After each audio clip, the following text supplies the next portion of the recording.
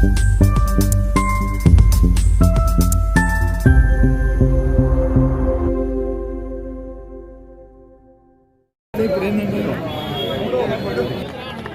రోజున తెలుగుదేశం పార్టీ విధానాలు నచ్చి తెలుగుదేశం పార్టీలోకి జాయిన్ అయిన శ్రీ మంగిశెట్టి శ్రీనివాస్ గారికి, అట్లానే నిమ్మ వెంకటేశ్వర గారికి, వారిద్దరితో పాటు వారి అనుచరులందరికీ కూడా సాదరంగా స్వాగతం తెలుపుతున్నాము.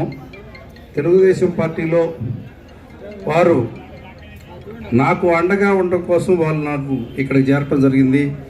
నేను ఎల్లప్పుడూ వాళ్ళకి అండగా ఉంటానని ఈ సభాముఖంగా అందరికీ మాటిస్తున్నానండి.